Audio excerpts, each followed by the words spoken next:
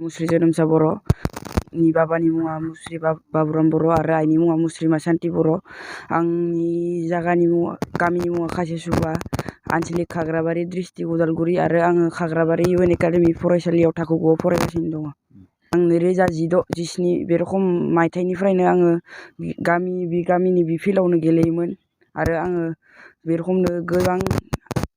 फिसानिफ्रायनो आंखौ गेलेनायाव बांसिन गासिबो एखेयानो सापर्ट होयो आइ बाबा ओमफ्राय गामिनिनो खानैसो दङ आरो आयंमोन आरो आंनि कचमोन गासिबो आंखौ सासे गोदोर फुटबल खेलारि जेरै हलिचरन दुर्गा बिसोर सुनिल छेत्री बिसोरमोन बायदि सासे गोदोर इण्डियान टिम आरो ISL बे रोखोमाव गेलेनायनि सिमां दं आरो आं बेनि सिगाङाव बे डिस्ट्रिक्टनि आन्डार 13 बेयाव गेलेखांबाय जि फार्स्ट जोङो बाटासिपुराव ग्रुप देरहाखांनानै जोङो बे रखमनो धेमाजियाव सेमि फाइनाल गेलेबाय बेयाव देरहानानै जोङो चिराङाव फाइनालाव हारहैबाय आरो ओमफ्राय बेनि उनाव बिनि एसे सिगाङावनो आरो बेयाव तामुलपुराव जन बे रखमनो 10 जननि खेला दं बेयावबो गेलेखांनानै आरो बे उदालगुरि डिस्ट्रिक्टनि जानानै गुवाहाटियाव फिलिक्स चौधुरी बे गेमखौबो गेलेखांदों आरो इउनाइटेड एफसियाव बे रखमनो मोनदों जि बिसोरनि इन्सटाग्राम पेज दङ बेयाव बिसोर होबायदि ट्रायल जागोन होनना बेयावनो जा आइआ बुंबायदि बेयाव ट्रायलाव थांनो ओमफ्राय बेयाव गोबां 400 बेयावनो आं मोनबाय आरो गोबां मानसिफोर दङ मनिपुरि नागा बे रखमनो बेयो गुवाहाटि सरुसजाय स्टेडियामाव फाइनाल ट्रायलबो जादोंमोन फाइनाल ट्रायलाव 20 जन लाखिबाय बे 20 जनाव आं दं आरो जाय मोनासै जेबो जायासै बिसोरखौ गोबां आरो ट्रायल दंबावो ट्रायल नङा दंबावो बेफोरखौ खालामबाय थागोन प्रेक्टिस खालामबाय था मोनगोन मोनसे नङा मोनसे मोनगोन आरो बेयाव ट्रायल खालाम जादों खननै बे खननैयाव मोनबाय आरो आङो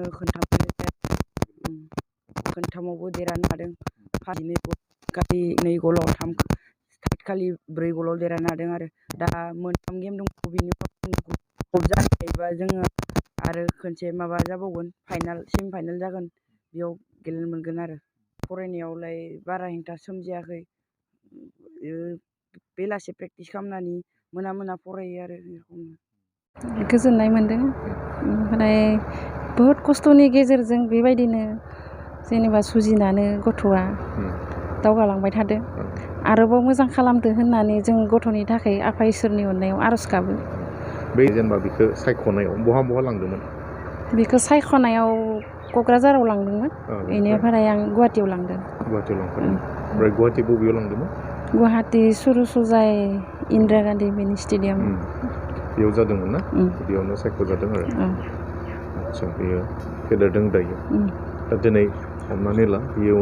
इउनाइटेड एफसियाव सायख'जाबाय जनानै गेलेनायनि गेजेरजोंसो मोनबाय नङा होमबा दा गेलेयाबाथ' बिदि मोननाय नङा दा बिमा हिसाबै बे समाव मा बुङो बे समाव माने आं बुङोमोन बाबा गेलेनायजोंल' जाया लेखा फरायनायखौबो गोसो हो होननानै ओमफ्राय गथ'आ बुङो आं लेखा फरायनायखौबो गोसो होगोन खेलाखौबो गोसो होगोन आइ होननानै बुङो आरो साननायालाय आरोबाव मोजां खालामदो होनना सानो आरो बेखिनिखौनो मोनबाय होननानै आं सानना लायाखै आरो जिहेथु न'आव दायो आरजिनाय हिसाबै जिहेथु नोंनि फिसायाबो आखाइनि थाखाय जेनेबा हाया गोबां खस्थ' जायो नङा होमबा ओमफ्राय माने माबायदि फेदेरनायावथ' बिराद खस्थ' जादों बहुद खस्थ' फेदेरनायावबो माने बिफाया आखाइ खान्दा बिकलांग हेन्डिकेपनि माने बिदिनो खामानि दामानि मावनो हाया आंनो बहुद खस्थ' खालामबाय आरो बिदिनो दा न'आवथ' जेनेबा बिदि हा हुबो गैया नङा होमबा दा बिदि समाव गुबुनफोरखौबो बिदिनो खस्थ' खालामनानै जौगाहोलांबा आंनि थाखाय मोजां मोनगोन आरो